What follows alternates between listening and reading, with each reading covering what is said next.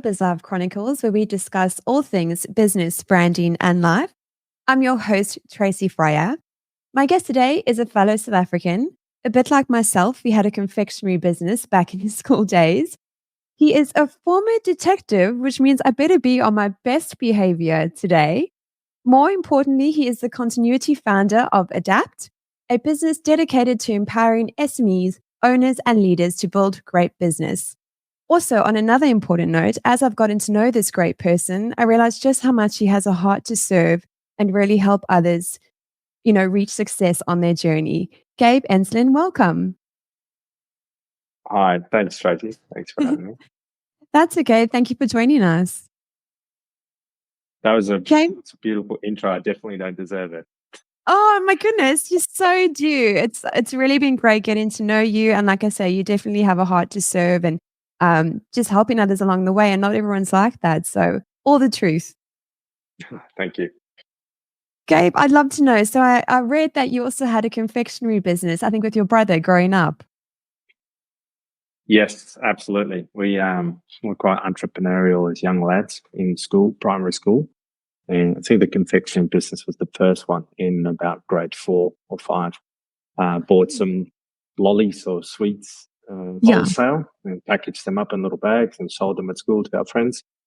It all started with the brainwave on a school bus trip between sporting carnivals in the country of South Africa. I bought a container of Tic Tacs I think I bought it for 2 South African rand. And then I would sell each individual Tic Tac to my friends on the bus for 30 cents.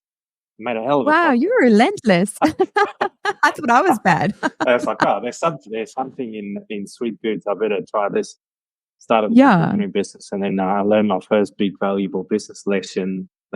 Don't eat your own inventory because it all went into my belly. Yes, I did the same with the lollipops. I used to sell fizz pops. Went to Macro, bought a whole tub, sold those. But yes, I just every now and then steal a few. And then I was like, damn, like Costco. I'd end up eating a lot of my supplies, which wasn't great, but I learned very quickly the same lesson. Yeah. And Gabe, so your entrepreneurial journey started there. What happened next? Oh boy. Had a couple more businesses at school. As a young tacker, we would go and salvage rusty old push bikes from the tip and then restore and repurpose them and sell them. That was a lot of manual labor. So the labor overheads were pretty high. And then I had another business where we looked after people's homes when they went away on holiday.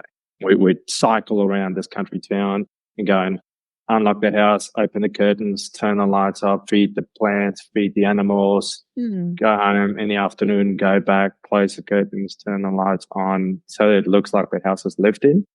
Because obviously in South Africa, house breaks and that kind of stuff is a big problem. And the demand was enormous, the peace of mind that our customers had to know that somebody was in and out of their house all day, every day, and they felt like the likelihood of having a break-in has gone down. We were able to charge really good money for that, and that was quite lucrative. So my brother and I ended up buying ourselves brand new mountain bikes at the end of the summer. Cool. And that's... Sorry, what were you saying? No, you go. In high school, I ended up picking up a paper route and then started working early in mum's pharmacy and all that sort of stuff. So it was always just needed to do something fun and challenging and entrepreneurial and solve problems. That's never stopped. And then growing up, Gabe, was there anything specific that you wanted to be? Oh, yeah. Many things. I was really keen. I dreamed about being a mechanical engineer because I wanted to build race cars. I wanted to be a pediatric or a neurosurgeon, mainly because I wanted to help sick kids. I think I was always wired that way. I wanted to be a police detective. This one I actually did. You did, yeah. For about 8 years, I chased bad guys around the city of Perth and the regional areas. I wanted to be an actor. I did that a lot when I was a kid in high school. And then I also wanted to be a businessman, and that's the one that stuck in the end. That's the one that I ended up pursuing professionally for the last couple of decades. And so are there any others that you're going to pursue on that list? Well, I mean, the most important thing I wanted to be and ultimately became was a husband and a father. Mm. Yeah, between a businessman and a family man, that's about all the time I have for the day. And when did you move to Perth? So we migrated from South Africa to Tasmania in 2001, lived in Tassie for a decade, and then came to Perth 2012. Yeah. Mm. And I guess with being a detective, was that Perth based, did you say? Yeah, WA, please.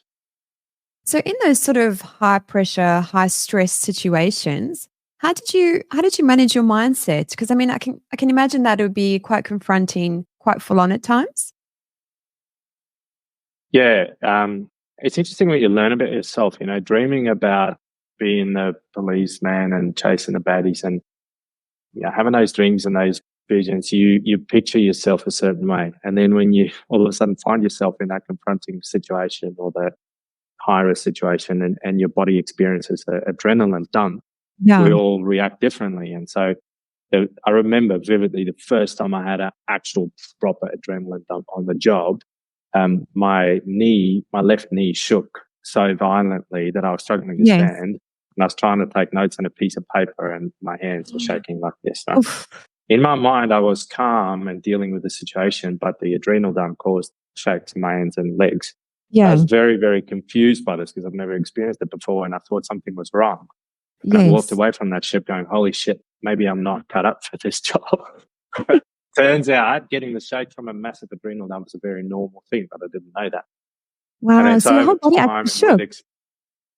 yep, yep. Yeah. And different people respond differently to high doses of adrenaline. Yep. Yeah. Of course. And did you Yep. find as you kind of were confronted more by those, you kind of got more control over it? Yeah, absolutely. I think you learn then what are the things that you are naturally good at or Mm. able to do well, and then what are the things that you have to learn, or what are the skills you have to hone to then become good at that job or that craft. Turns out that I was naturally pretty good at communicating, naturally pretty good at keeping things calm to get a good outcome, and I was naturally pretty good at making a decision, just making a Good. decision to get an outcome, whatever that decision is to be. Yeah. But I had to get good at going into a high pressure situation or a high risk situation, and then control my physiological response. And then, Mm.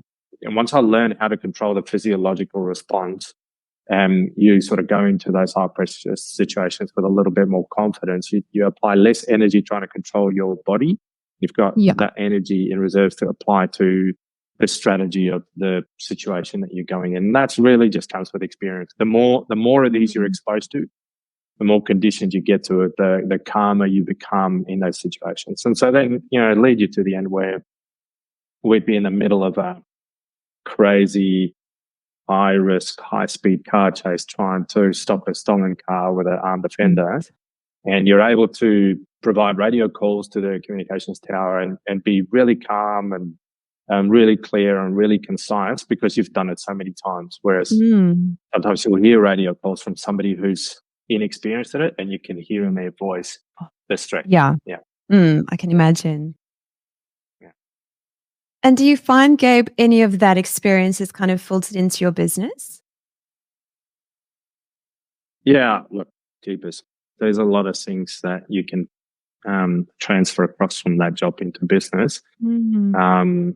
I think the ability to be okay under immense pressure is very useful. Obviously, in that job, you are regularly placed in a scenario where the pressure comes down to the risk of injury or death to human beings. Yeah. So that's quite a stressful thing.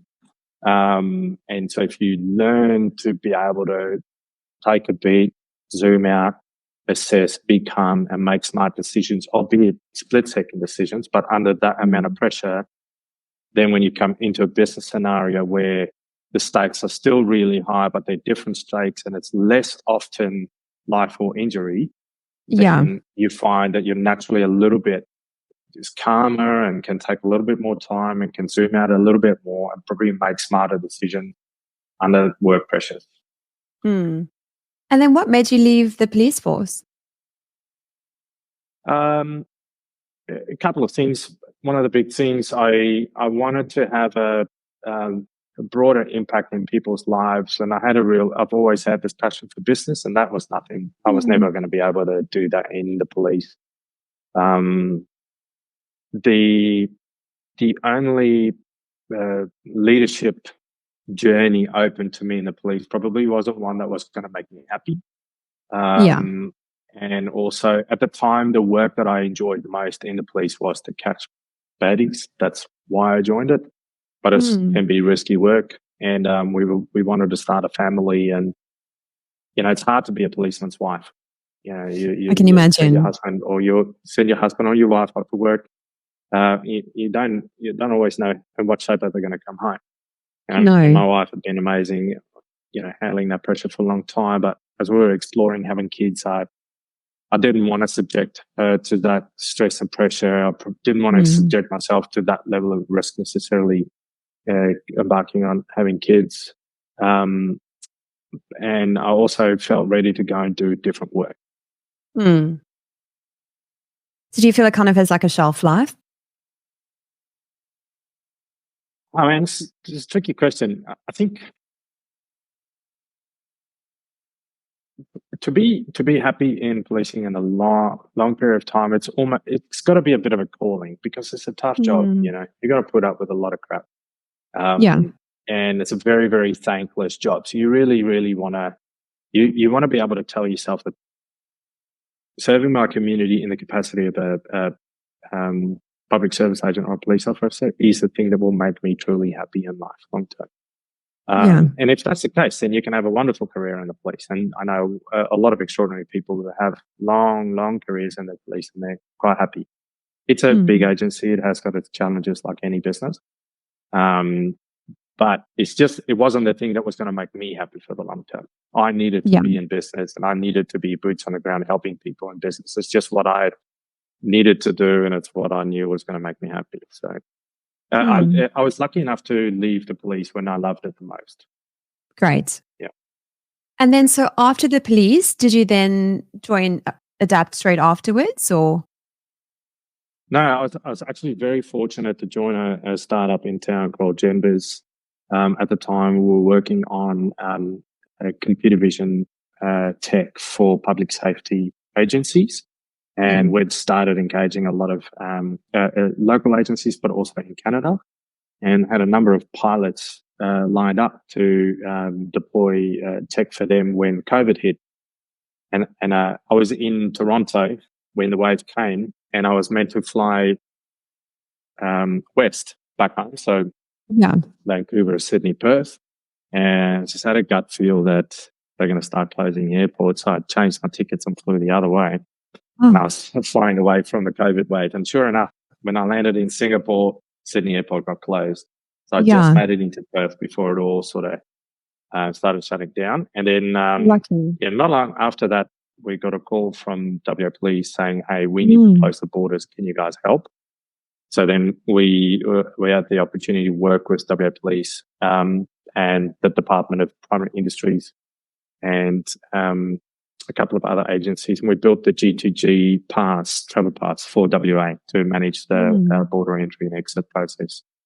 And so that was a crazy time, but a very rewarding time, helping us with that project.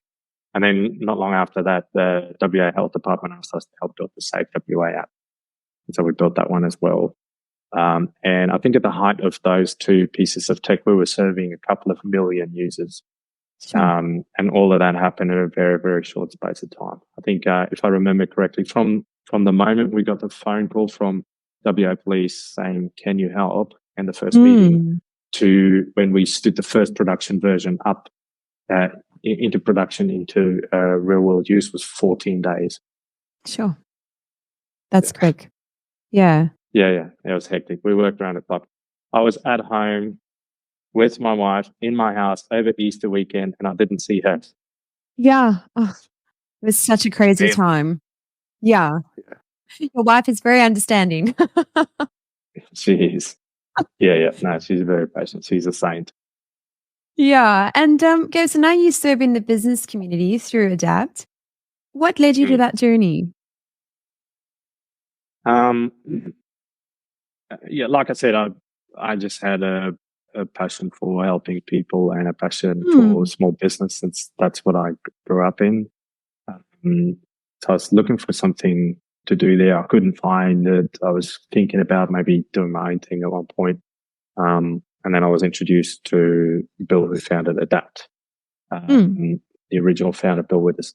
And he was looking for somebody to take the journey on with him. The business is very much in its infancy.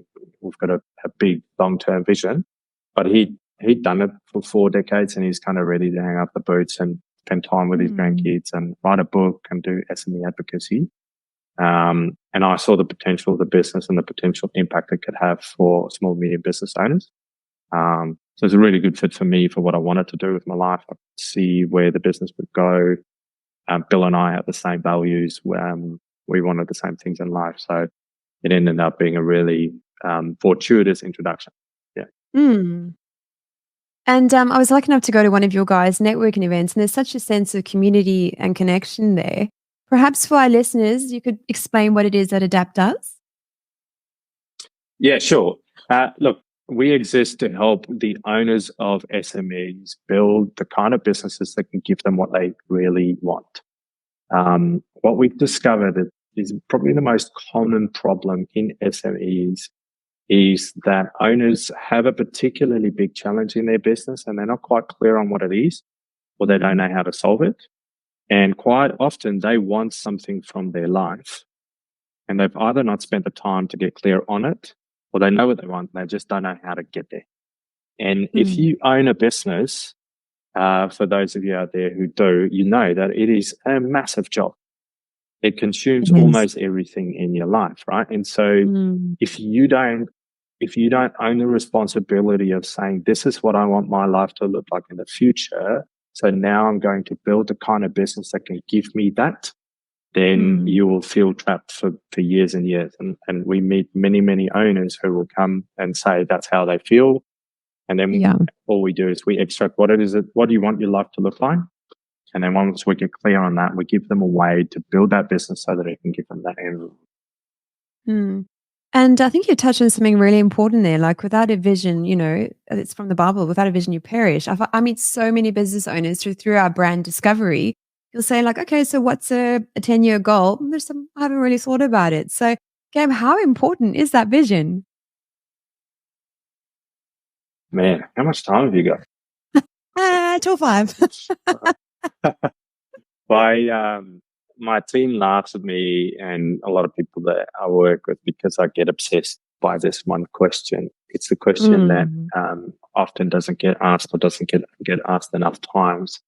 And it's, what do you want? Mm. Just in life in general. To have a happy life, I believe to have a happy life, you need to ask yourself, what do I want in life that will make me happy? What does that look like? Be really clear and Mm. specific about that, and then do something to get there. Otherwise, you're not going to get there, probably, and you're going to be upset and unhappy and wonder why you're not happy with yourself. So it's important Yeah. to know what you want out of life, and then it's important to take action to try and achieve that. It's the same with your business. Mm. So, um, if as an owner, the most important job you've got is to be clear on what you want from the business, and then to be able to communicate that in great detail to the team that leads or runs that business. Because otherwise, they have got no hope, no chance to build Mm-mm. the strategy that can lead the business in that direction. Yeah. And it changes everything. I regularly get phone calls from owners that's been working with us for a couple of years, and they will say something along the lines of, Gabe, you guys have changed my life. 2 years ago, I was in the business. I was miserable. I was going to end up in hospital. I was burnt out. Sure. I didn't know how to get. Now I'm not in there anymore. I'm off Mm. flying airplanes, or I'm off fishing regularly or doing charity work because my leadership team are absolutely killing it in the business. And the only thing that's really changed is we just ask them, what do you want your life to look like? Because they will say, I want to go fly planes, or I want to be the principal technician of my business. And whatever that answer is, then you craft the business to do that. And do you find a lot of business owners, they struggle to step away? Is that because maybe the vision isn't there, or once it is there, do they struggle? Oh, yeah, 100%. A lot of people will say entrepreneurs are control freaks, or business owners are control freaks. I don't know if you've heard that before. A few times. I vehemently disagree. Yeah, good. And not because I am one. Yeah, same. I disagree because I don't believe that they are just in their nature control freaks. I believe that owners, when they behave like that, they operate from a position of fear. Because you've got to understand, their house is on the line, literally or metaphorically, right? They've risked everything, they've invested everything, they've remortgaged their house once or twice, whatever. You know, this business is their baby, it's their livelihood, it's their everything. If it goes under, they lose everything, right? That's a scary place to be. Now, if you want for your life to do something that's not constantly in the business, it means you need to have other people that you trust to take care of this business. That's a tricky thing to do. And a lot of people don't know how to do that. And so then if I don't have the confidence in developing leaders in my business, and I don't have the confidence, or I don't have a way in which I can build a really successful strategy that this business can go after, then I'm constantly going to be worried, are they going to do a good job? Because I don't have the information to make smart decisions. And then I'm constantly going to stick my fingers in and trying to save or make decisions because I just don't want this business to fail, right? And then those leaders who are supposed to lead the business, or those other operators in your team, they feel like you're meddling, and they feel like you're controlling, and they feel like you don't trust them. It's just because I think those owners are operating from a position of fear. Yeah. Once you get crystal clear on, well, that's what I want my life to look like. I have to give this business and these people everything that they need to be successful, independent of me. And then you've got a way to do that with great success. All of a sudden, the fear starts to go away. So this is what we see when we first start working with owners. There is a lot of controlling behavior because that's all they've ever known. It's been a shit fight for a decade just to keep this thing alive. Yeah. Within 6 to 12 months, that behavior changes because all of a sudden the infrastructure that they're putting in place, their leaders start to step up. Their leaders start to do extraordinary work. And the owners go, holy shit, they don't actually need me so much. In fact, the less I intervene, the better they do their job, and they're better at it than me.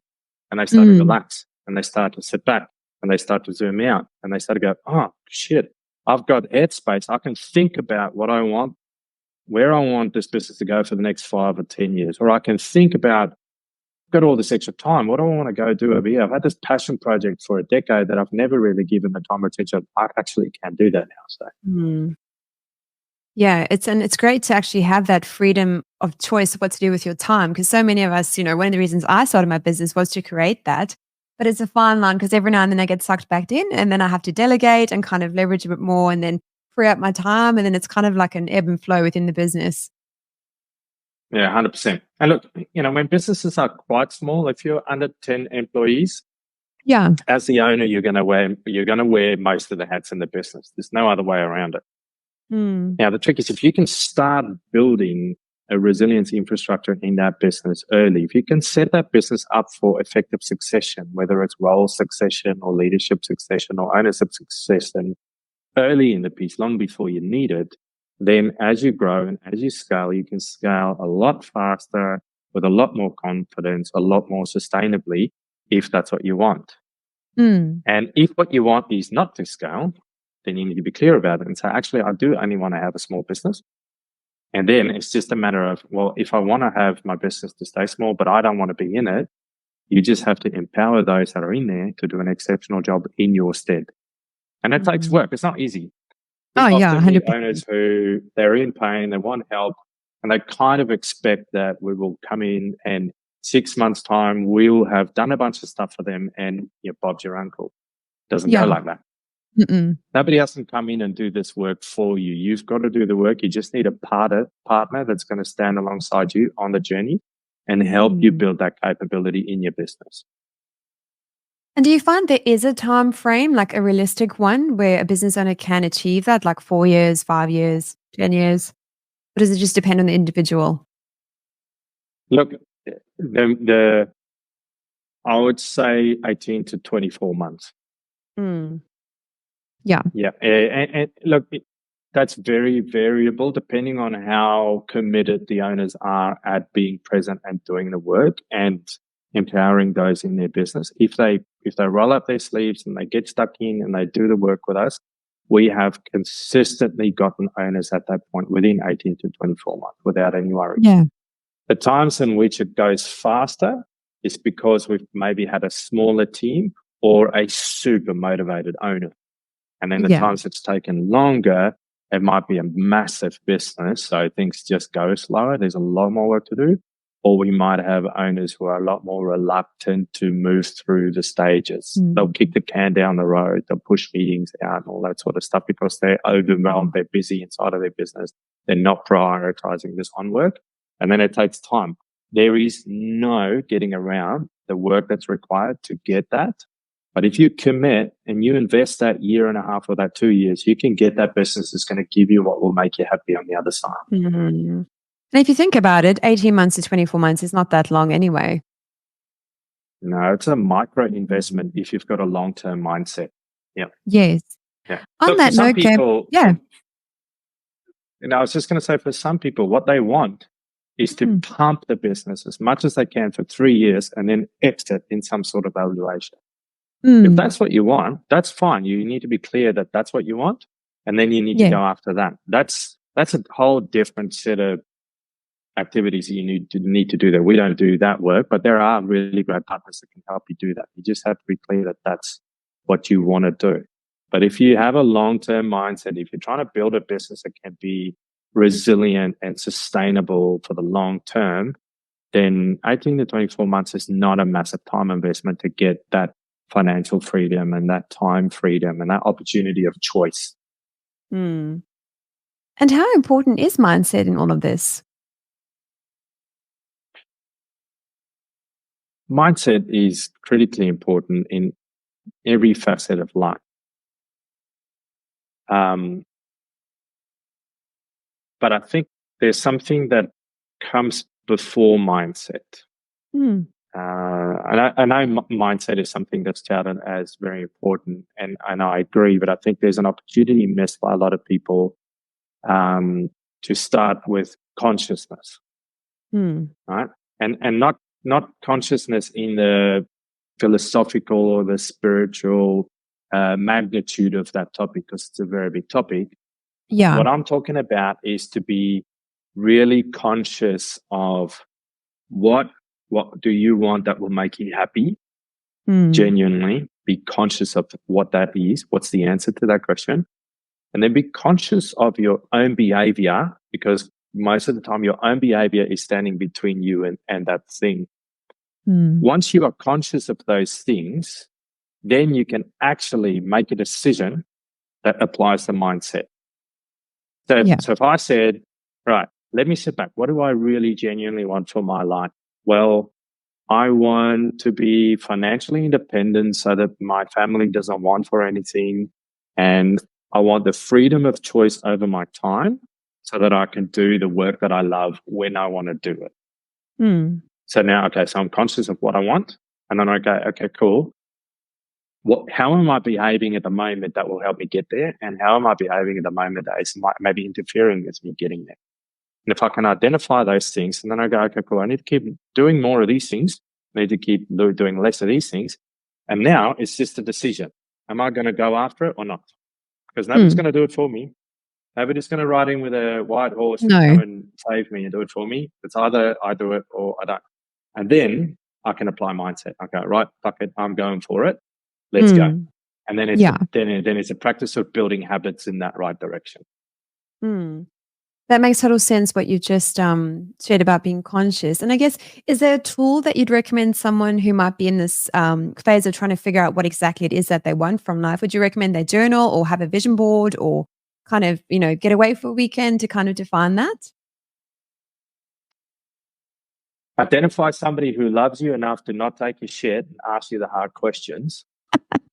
Put them in Yeah. a room with you, whether it's a beer or a bottle of wine or a glass of soda water, and say, right, I need to figure out what I want, and get them to challenge the hell out of you Yeah. until you are confident you know what it is that you want. And then ask them, say, what are the things that I'm doing that's stopping me from getting there? And Yeah. let them tell you and take it on the chin. I bet you do that for an hour, it's going to be more valuable than any whiz-bang tool, wizard, quiz, gimmick, journal, Yeah. vision board out there that you can apply. Yeah. Thanks for that, Gabe. I might use my advisory session for that on Friday. Where am I fucking up? Well, I know your advisor and I know he will challenge the hell out of you. So Oh, that's good. definitely. Yeah. I think I'm due for one of those sessions though, because it's kind of strange. And I don't know if you find with some of your clients that what you think you want at the beginning, as your business owner journey goes, whilst it's still similar, it kind of changes. Do you find that with some of your clients as well? Yeah, oh yeah, 100%. I mean, what you've touched on now is actually the sophistication of being good at your job of business owner. I think I said Mm, earlier, one of the most important jobs as an owner is to set the vision, right? mm. That's where I want the business to go because that's what's going to make me happy. I'm the owner. That's what's going to make me happy, right? So not only do you need to set a vision, but you need to consistently check in on that because life circumstances change, aspirations change. What we want out of life change. If Yeah. you don't regularly check in and go, all right, well, a year ago I said I wanted that. Do I still want that? Or has my life changed? Well, if my life has changed, that vision needs to be modified. Otherwise, the business is going to track in this direction now, but what you've wanted has shifted a little. Mm. And so this is the beauty, but also the complexity of small business ownership. Because you own Yeah. the business, you are the vision custodian. You've got the opportunity to be agile and pivot, but you have got the responsibility to check in on what is the right direction. And then you have the responsibility to create the environment in which your people can flourish, bring their best selves to work, do their best work, be happy and engaged in the collective direction of which the business is going. And that's a very important job. It's a massive. Yeah. Mm. Thanks, Gabe. Paul, watch out and bring in my soda water and we're going to have a session. Gabe, I wanted to ask, could you please explain for us what a continuity, I hope I'm saying it right because I knew I was going to stuff it up, continuity founder is? Yeah, sure. Um, Peter Thiel wrote a very cool paragraph in his book, 0 to 1, where he talks about this concept of the continuation of the founding of the business. I'll find it for you and I'll share it with you and you Oh, can stick it in please. the Yeah. show notes Thank if you you. like. Mm. But where it applies to us that are dad, so we are building a generational business. SMEs, small, medium businesses are not going anywhere for decades and decades to come. They're going to look significantly differently in the next 6 to 10 years, but small businesses are not going anywhere, right? And there is a shitload of work to do. There's 400 million SMEs in the world. It's a Yeah. massive job, right? And we just want to impact as many of those as we possibly can. So our vision is a big one and will take a long time to realize. In fact, we're estimating our first mission one we've aimed for about 10 years, which at this stage is tracking for 2032. 2032, we want to be empowering 100,000 SMEs. But our overall vision is much, much longer than that. We estimate that it was from founding moment to achieving that real major milestone is about 20 years. Now, Bill founded the business and he ran the business for 7 years before I came in. And we look at this business as still in its founding stage because we've got so long to go to try and realize that vision. And what he's done is he's handed the founding baton to me. I see. And so I'm continuing on our founding journey in the direction of the vision of the business. And that's why we choose the term continuity founder. Yeah. it was what best described what Bill and I felt my job was at this business. Hmm. And Gabe, I'd love to know, what are some of the biggest challenges you've faced in having your own business? Bloody hell. I've got till 5 p.m. Can you give me another 10 hours in every day? Of course, sure. I'll get my journal. Look, we are an SME as well, which means we are not immune to the challenges we help other businesses with. I have more roles than I should have because we're a small business. I wear many hats in this business, more than I can actually all do really, really well. So that is a massive challenge. Now, if I wanted to hand those hats or those roles to other people, our team is a capacity. Now, that means that I'd have to bring a lot more people in to the business to be able to give them to good quality, high acumen operators. Now, as a small business, every hire you make has got a massive impact on your cash flow, massive on your overheads, right? And we're a bootstrap business. We haven't gone out for external funding, and we won't. And there's a very, very good philosophical reason for that, which means that we have to make do with our founding resources and our owner investment. And we have to be smart with our capital, and we can't just lavishly spend and scale our team. So everybody in this business wear many hats, and we do the best we can. That is a challenge. It is a really challenge. But we are very, very good at role clarity. We're very, very good at building high-performing teams. So our teams are doing really well, and our people are doing amazing quality work with the many roles that they've got. But that is a big challenge. The other challenge is, how do I scale a business that historically has been a consultancy style business? How do you scale that?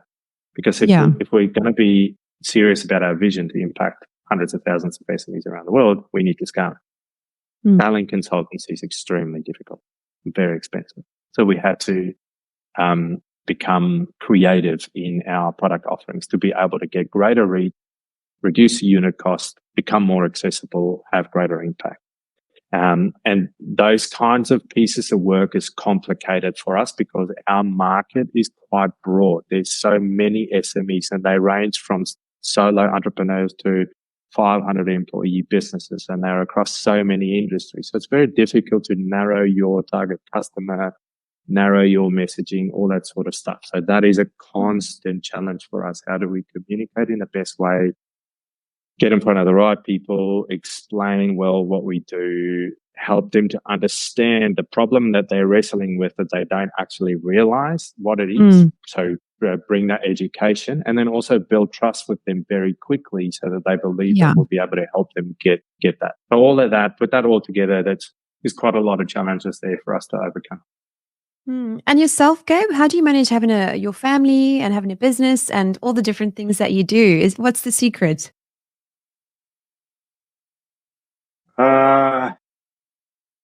Stubbornness. As in having stubborn boundaries, or?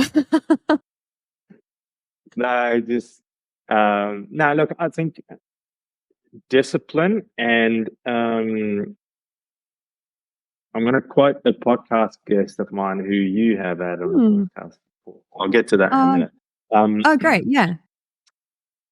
Yeah. Look, there's only so many hours in the day. A friend of mine talks about you've only got 100 marbles. That's it. You got 100 marbles a day. Where are you going to put them? For me, I've got to focus on two things. I've got to focus on serving ADAPT and my people, our employees, and our customers, our stakeholders as best as I possibly can. And I have to serve my family, my wife, and my kids as best as I possibly can. So I have to distribute my time and my marbles so that I can do both of those things very well, because that's what makes me happy. Now, what I've learned the hard way is, if those two cross over, if I try to be present and care for my family, and I try to take care of people at work at the same time, I do both of them very poorly, and my brain wants to blow up. Yeah, I've done the same. So what I try to do is I start early and I work hard for 10 hours. I give work everything I got. Then I go home and I try and pack the phone away, and I just try to be present with family and take care of their needs, everything they need. And then everybody's asleep, and I have got a little bit of juice in the tank and I have important stuff to do, I'll do it then. Most of the time, I try and tell myself, go to sleep, you idiot, because you need it. How much sleep do you get? Because did you say you work for 10 hours? Yeah, I probably average between 5.5 and 6 hours a night interrupted because we've still got little kids. As and well. I wake up a couple of times through the night. And so I'm not sleeping anywhere near as much as I should. But I have faith that we're about 6 months away from things improving with their sleep cycle, which I'm hoping then I'll get a bit of sleep back. Yeah. How old are they, Gabe? Yeah. 1.5 and 3. Oh my goodness. Yeah. So that's and girl. Yeah. Yes. Yeah. And they are busy kids, so they keep me on my toes. Me and my wife on our toes when we're at home. The other thing I was going to say,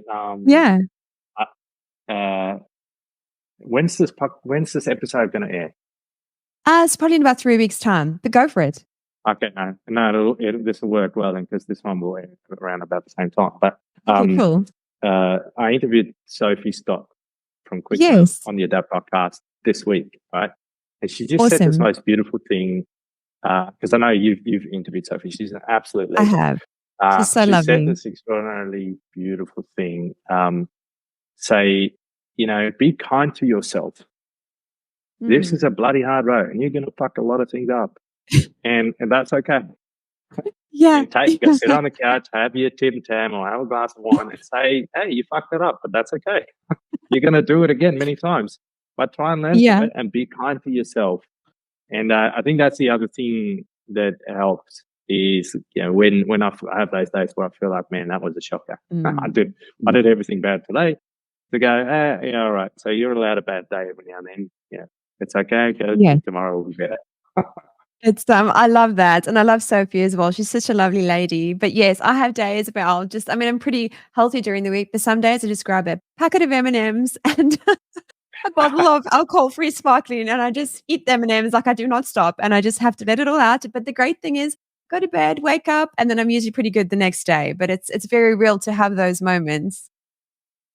Yeah, absolutely. I mean, we internally, our team, we joke all the time, we're going to change the world one SME at a time. But I believe that you build an SME, you build a business one day at a time. Yeah. Do your best that day.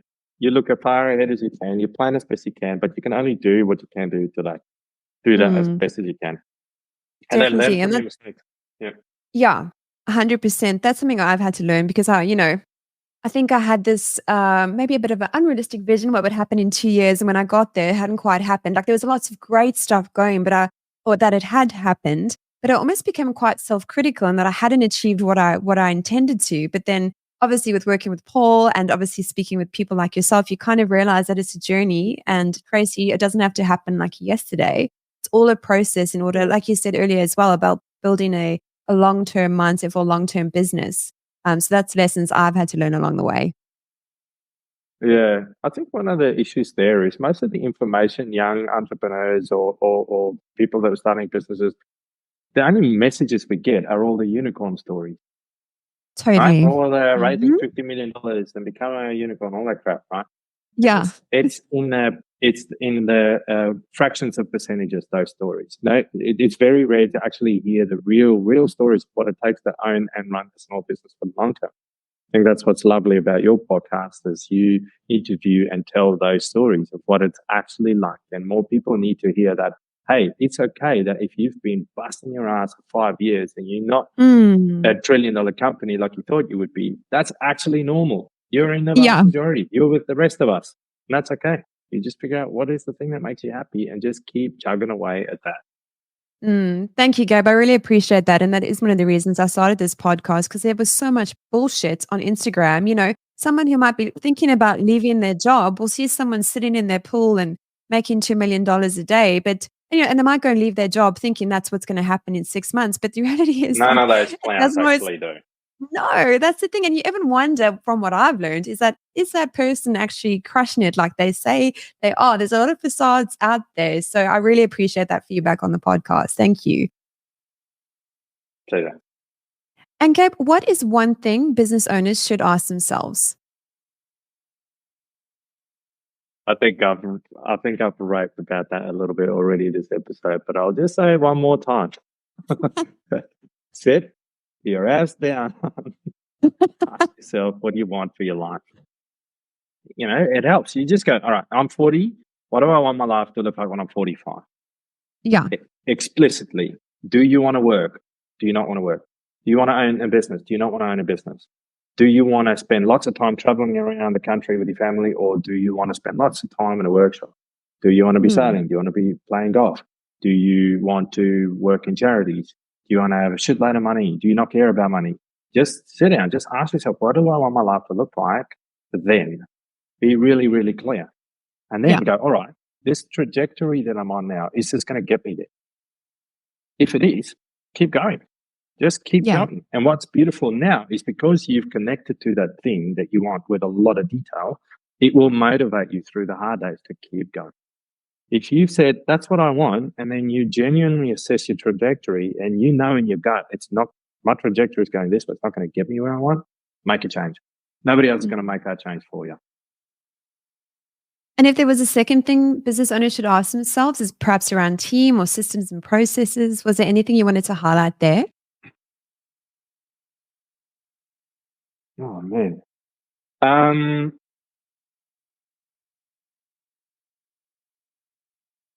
I think I touched on it before, but I cannot understate it. And it is to challenge your own behavior. Maybe just ask yourself, take a minute and say, what is one way in which I might behave with my fellow owners or with my fellow leaders or with any of my employees that is not having a positive impact? Now, this is a question to ask because it means that you have to lift the mirror at yourself and you have to be honest and real with yourself. Now, if you're somebody that struggles to be real with yourself, ask somebody who loves you, but who will tell you the truth, because they won't hold back. They will tell you. I genuinely think that is, those two questions I've seen the biggest life transformations in people's lives with those two questions. What do I want out of life? And let me just be real about my own behavior and whether that is serving me or not. And if it is having negative impacts, what can I change about my behavior? Because if you fix those two things, a lot of other things start to get better very quickly. That's it's very difficult to make changes over there in the other stuff that piss you off when you are actually a major contributor to that. Yeah, and I think a lot of the time we don't realize what we are actually contributing to that situation or thing that might be happening. Absolutely. And look, most of the time it's just because we're so flat out fighting fires. We haven't got the time to stop and reflect on either what we want or how we're behaving. We're just worried about these things that are threatening to burn down our businesses or our lives. And Gabe, if you could go back and give yourself, the Gabe who used to sell the Tic Tacs relentlessly at 30 cents a pop, what would one bit of advice be that you would share with him? I'm very impressed, by the way.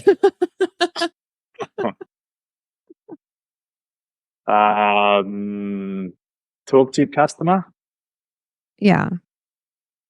Yep, I think so. This is not a new message. A lot of people will give that message. I just took a bit long to learn that. I don't know why. I don't really know why. I think for a long time I thought that I knew, and so I would just do. Or maybe sometimes I was scared of maybe fear of rejection. When you selling is hard and getting no's is difficult. And if you look at my psychological profile and everything about me, I'm quite a sensitive person. So rejection could be scary. I think it took me a long time in life to get comfortable with opening myself up for scrutiny and feedback and that kind of stuff. And if you want to be a business owner, if you want to sell Tic Tacs to your mates, you want to know that they like the taste of the Tic Tacs and they think it's fair value. Yeah. That applies whether you're selling software, whether you're selling hardware, whether you're selling confectionery, whether you're selling meals at a restaurant, whatever. Talk to your customers earlier, genuinely listen, give a shit about what they got to say, and then learn and iterate from that. Yeah. And what are the ways you'd suggest people do that? Pick up the phone, sort of, email. What would you recommend? Yeah, it's human beings like human connection, and the challenge is that we're all very busy in life. So If you have got a good relationship established with your customer base and you believe that they are inclined to give you feedback, then a system through survey or email or whatever is okay. But from experience, the return on those is pretty low percentages anyway. So if you are going to run a feedback survey to try and get customer feedback, incentivize a response by offering something, whether it's a $10 or $15 Amazon gift card, or whether you get a chance to win an iPad. It's a tiny investment for the value of the feedback that you're going to get. But if you're just going to do surveying, people need some incentive to take the 5 minutes and fill it out, because otherwise they're just going to, I'm fucking busy, I'll come back to that. Right? Yeah. And then they never see it. But it is very, very hard to beat a good conversation with a customer with whom you've got a relationship or with whom you're willing to build a relationship, because not only can you connect to how it makes them feel when they give you the feedback, but you also have the opportunity to ask qualifying questions. Yeah. And Gabe, you touched on something about how it makes your customers feel, I think, is a very important thing that a lot of business owners miss out on. How things make us feel has probably got some of the greatest impact on how we make decisions. And so if you can cater your products or your services or your offerings to the market based on how it makes your customers feel, and you can really dial into that, I think you've got a far greater chance of winning and retaining customers. Definitely. And you're speaking my language, because that essentially is what a brand is. You know, it's a feeling that we evoke in our prospects and our clients. It's how we make someone feel, and that's what they remember. And Gabe, you mentioned earlier that you, sort of later in life, you became quite open to listening to criticism and getting feedback. May I ask what kind of made that change for you?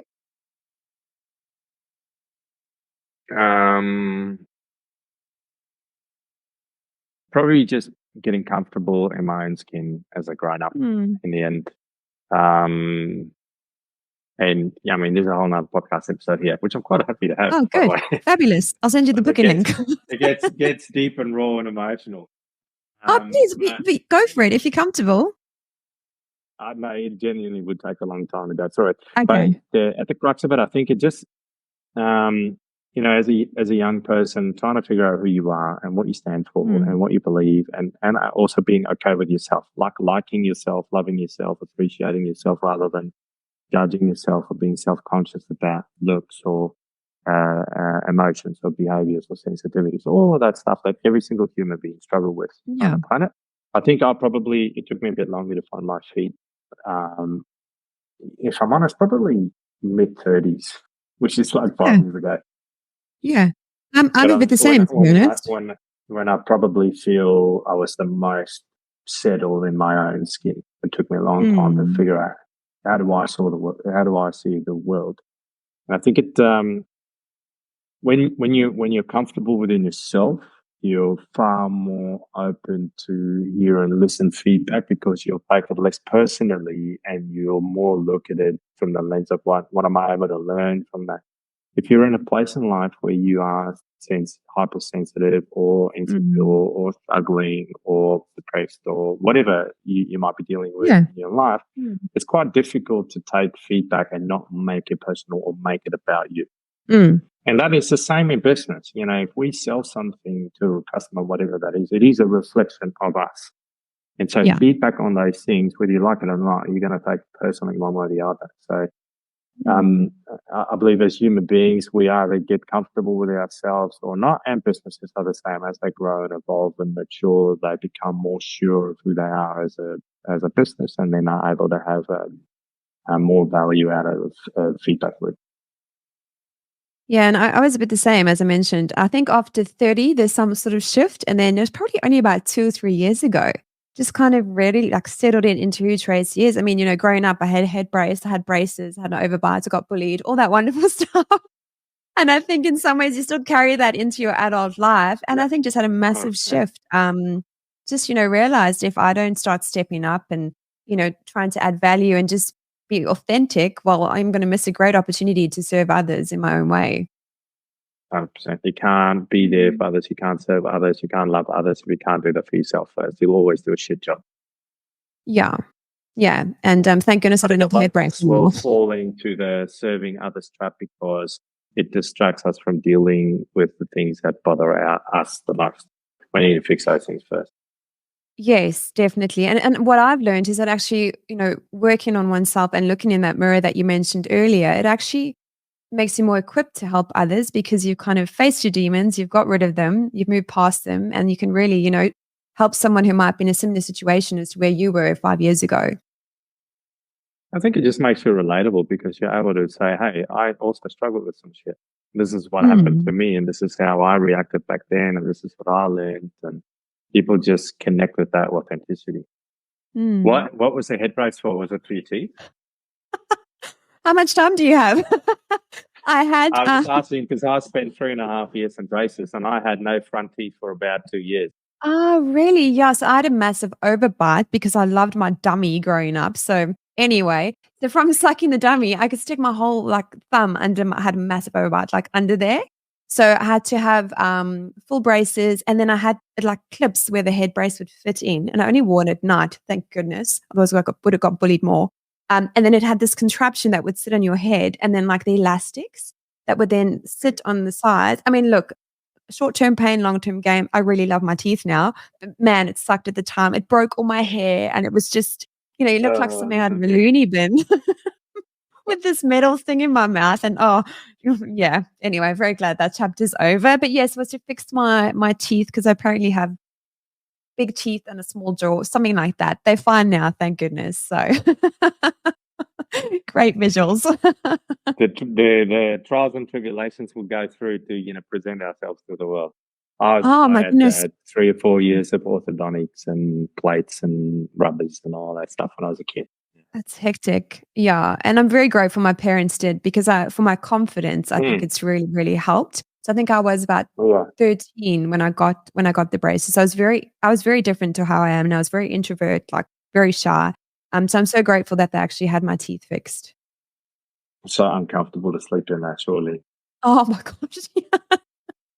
You'd wake up in the morning and half your cheek is stuck because you've drooled everywhere. And it was just it was a very, very challenging time. But again, I'm really grateful to have straight teeth now. So Gabe, where is the best place for our listeners to go should they wish to connect with you?